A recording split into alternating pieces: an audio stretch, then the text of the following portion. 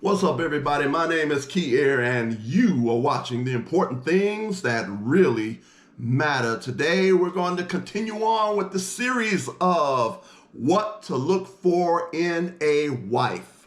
What to look for in a wife. And today, we're going to be focusing on don't particularly marry a person just because they're good in bed. Don't particularly marry a person just because they're good in bed. This is a very, very important subject. Very important subject. Why is it very important? Because there are many men that have married a woman just because of the fact that they're very, very good in bed. Very good in bed. Some people will say she got skills. Yeah, these are those of you men who are with somebody that's got skills. Very good in bed. You don't never have to worry about not being unsatisfied or anything along those particular lines. And I will say that I almost made that mistake a couple of times myself. It can happen to any person. I was considering marrying them because at the time I should not have been doing it. I wasn't particularly living right at the time. I was not particularly living right at the time. But one of the things that men will realize is that not everybody knows what to do in the bedroom. Not everybody knows what to do in the bedroom. If you talk to every woman gonna tell you that they're good in the bedroom. And most of them think they're all good in bed. And this is something that you find out over a period of time. I'm going to try to tell you and try to help you to not make a major mistake in just getting with somebody who is very good in bed, or also known as she got skills. Yes, there are some women that have skills. If you've been around the block a few times, you will know that not everybody is good in that department. But then you may run into your one or two, or maybe three that are very good. I mean, so much so that they will hook you. They hook you so much so you be like, yes, master. Yes, master. Some women that got skills is like a drug. It's almost like you're on crack. It's almost like you were on some drug because that's how good they are. Just whew. And you're not gonna run into too many of them. They are like a drug, literally. It's like when you ain't around them, it's almost like you're going through withdrawal. Oh, brother. So I'll tell you a little bit about one particular person that I was with who had skills. I mean, the main things that I like doing, she loved doing. And it's, some women, you be with some women, and some women you gotta prod them or encourage them to do certain things. And they're like, I don't like doing that. I don't like doing that. And so you have to encourage some people, and then they still may not want to do those particular things. But anyway, and I'm not talking about nothing that's really, really, really freaky or anything. But anyway, then you have certain individuals where they don't have no problem. Oh, you want to do that? Oh, no problem. Matter of fact, you may not even have to ask them to do certain things. They'll just go up and do it. You'd be like, oh, okay. You'd be like, oh, okay. Wow. All of a sudden, I really like you a whole lot. I really like you. I was just looking as a regular person, but all of a sudden I have a newfound sense of appreciation for you because you found out she's got skills. She's like, and she might be just an average person, but she's got skills. That's about the most I can say about it. And those particular women that have skills, you're not going to run into too many women that's like that. Don't marry somebody necessarily because they're good in bed. that is a plus. You want to have somebody that's good in the bedroom. You do want somebody that's good in the bedroom and not gonna be telling you every time, I don't want to do this and I don't want to do that. And I'm not talking about real freaky stuff. I'm talking about, you know, stuff that you're doing with that person. And I'm not talking about some idiots that be out there want to do threesomes, and some idiots is out there that want to do the threesome, foursomes, fivesomes, and all that stuff all in the same bed. I'm not talking about people like that. It's good to know that that person is good in that sense that you will be satisfied with the person, but you also want somebody who not only is good in that area, but you don't want to be with somebody that when they're not around you, they're screwing around with other people either. You don't never want to be with a woman that's out in the street. You don't never want to be with a woman that some of the things that she's doing to you in the bedroom, she's doing to other people and still doing to other people out in the street. You don't marry people like that. But so I'm just saying is that you don't want to make the mistake of getting with somebody that's good in the bedroom, and then you're not considering all the other important things that's involved with that. Other important things such as, is this person easy to get along with? Is this person somebody that's going to be a help to you, that's going to help you? Is this person somebody that you can build something with? That is very important. Are you with somebody that you can trust? If you with somebody that's half the time they lying about stuff, leave them alone. Do not deal with any person that's lying to you regularly. You with somebody that lied to you 2 or 3 times, don't even consider marrying them. Don't even consider marrying any person that's lies to you, that you've been with them a couple of months, they ain't told you 2 or 3 lies about stuff they shouldn't even been lying about. You follow what I'm saying? All relationships are based upon truth and trust. And if you with somebody and you not sure whether they're screwing around on you or not, don't marry them. All you got to do is sit back and watch them, and they'll let you know through their actions whether they're screwing around with other people or not. Some people are real slick. Some people are very, very, very slick. And those people that are very slick, you got to be careful of. So you don't want to be with somebody that's been with so many different people that they're not used to being with just one person or being married to one person. I was listening to a woman not too long ago. This woman got married and she was having a hard time being married. And the reason why she was having such a hard time being married is because she had been with so many different men and women before she got married. So she was having a rough time. That's why you want to be careful not to marry somebody that's been in that street a long time, because they may not be satisfied with just being with you. They're used to doing all types of crazy stuff. So anyway, keep that in mind. Keep that in mind. Keep that in mind. Keep that in mind. You don't want to necessarily marry somebody just because they're good in the bedroom, okay? There are other things that are important. Can you talk to the person? Can you trust the person?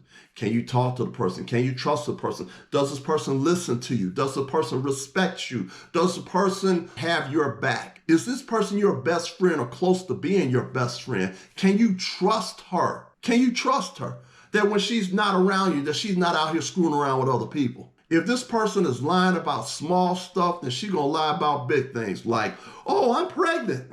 It's your baby. When she was out there with other people. Well, that's why I tell all men.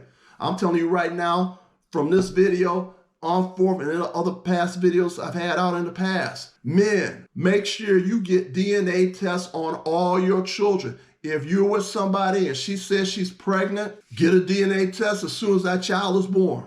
As soon as that child is born, get a DNA test. Spend the extra money to get a DNA test. Why do you want to spend the extra money to get a DNA test? Because you don't know what the person's been doing when they're not around you. They can talk all day long about how much they love you and how much they care about you and all this nicey nice stuff, but you may find out later on that the child that you've been raising for the last 10 to 15 years is not even yours. And she's just didn't bother to tell you that she had a one-night stand a bunch of times. Since she's married to you, the state is going to say that since you're married to that woman, that child is your child. That child is your child because you're married to her. The state is going to automatically assume that. You don't want to just marry somebody because they're good in bed. You don't want to marry nobody that is a liar. Every time you turn around, they're lying about little things, lying about where they at. Them 3 or 4 girlfriends is going to cause you men in your relationships, whether it's with a girlfriend or with a wife, those 3 or 4 girlfriends of your wife is going to cause you a whole lot of problems. First of all, the wife or the girlfriend is not going to realize that the 3 or 4 girlfriend is jealous of her. It's extremely, extremely important that women realize that you do not need to be with single girlfriends if you're really in a relationship. I don't know how you're going to get rid of them. I'm not saying that you get rid of all your girlfriends, but I'm saying, ladies, you need to be careful of your single girlfriends, girlfriends that are not in relationships, girlfriends that are not married, because they will do anything and everything they can possible to throw monkey wrenches in your relationships. They will rip your family apart or rip your relationship apart with another man. There was a particular woman that I had been in a relationship with, and I really wanted to marry the woman. And I was talking to her about marriage, and I figured this was a good subject to be talking about. I asked her one time, I said, well, hey, what do you feel about disciplining children? And so she was like, and this woman went from Dr. Jekyll to Mr. Hyde in 2.4 seconds. She was like, what? I said, how do you feel about disciplining children? I said, for example, I was like, if we were to get married to each other, what would you feel about me disciplining your sons? I'm not going to do nothing bad to them or anything like that. But, you know, if you're bringing money to the household and whatnot, you should be able to say something to the children. The kids are not going to be able to run over it. If you can't say anything to the woman's kids, them kids going to run over it. They're going to run over you, and she's going to run over you. You're going to have some major problems. Okay, so I asked the woman who I did love and who had skills. I asked her, I said, hey, how do you feel about disciplining children? And she told me, better nobody say nothing to my child, my children. I mean, she just got real nasty, real nasty about it. Better nobody say nothing to my children. And I'm looking at her like, and this is a question that you need to ask somebody if you happen to be dating somebody with children. And this is one of the reasons why you got to be very careful, because you don't want to sit up here and marry somebody and you can't say nothing to her kids. Okay. In that particular case, the woman, when I asked the subject, I said, what do you think about disciplining your children? She's like, better nobody say nothing to my children. So I'm like, if they're burning the house down or they're tearing up stuff in the house, I can't say nothing to them. And she was telling me, no, you don't say nothing to my kids. You wait till I get home. I'm like, what? Don't say nothing to my kids. You wait till I get home. I said, what if we're married and it's not going to be till 10 hours till you get home? You just don't say nothing to my kids. You wait till I get home. And when she said that, I was like, oh, no. No. I am not going to be sitting up here bringing a check into this household that's feeding your 2 boys. And I can't say nothing to them if they're tearing up the house or they're in a broken window or they're burning the house down or something along those particular lines.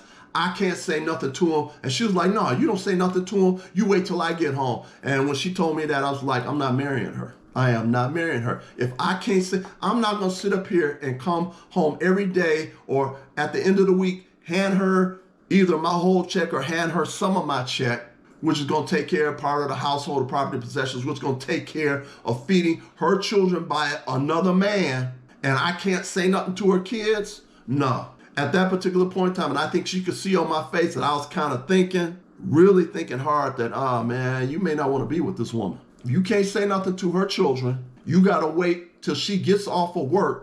So basically, the children are going to have control in the household instead of the man. So you just bring her your check, hand your check over to her, and you just go over and sit in the corner and be quiet. Don't say nothing to nobody because you don't have no say-so in this household. So you got to ask yourself this question, being a man, is that something that you want to deal with? And so even though that woman had skills, and I did want to marry her. She had 2 sons, okay? I did want to marry her. But what stopped me was what she thought about disciplining her 2 sons, what she thought about me not saying anything to her 2 sons if they happen to get out of line. These are the things that you have to take into consideration. If she's withholding intimacy from you, is that going to be something that you want to deal with? Now, before you married her, you were able to get as much as you wanted to get. Now that you married her and now you helping her pay the bills, paying more of the bills and things along those particular lines, now she's withholding intimacy from you. Do you want to deal with that? Because there's a lot of men that are in marriages right now. There are a lot of men that are in marriages right now where their wives are withholding intimacy from them, which to me is crazy because you're paying the bills to take care of this person. You're paying the bills to take care of these kids, and she's withholding intimacy from you. This is why you got to talk to people over and over and over and over again and ask them what they think about different subjects. These are things that you should be taking into consideration. You don't just look at, is this person just good in bed? Because you can get married to them and they start withholding from you. Then you're going to be real angry and pissed off because they were letting you know they were this way before you got married to them. And then now you're married to them, now they completely changed into something that they're not. And I will tell men real quick, if you're married to somebody and they completely change within a month or 2 after you marry them, it is best for you to go ahead, cut your losses, get rid of them, because they basically, in the nutshell, misrepresented themselves. They were acting like they're this type of person when they're actually that type of person. And you didn't see the real them until after you marry them. That's why it's important. That's why it's very important that you date a person at least a year to a year and a half before you even consider marrying them. Because you want to talk to them about many situations. You want to talk to them about everything. You want to see them in many situations. You want to see them with their friends. You want to see them when their family members, interacting with their family members. You want to see them in all different types of all types of situations to see that they are truly the person that they're saying that they are. Please like, would you please share, would you please subscribe, and peace.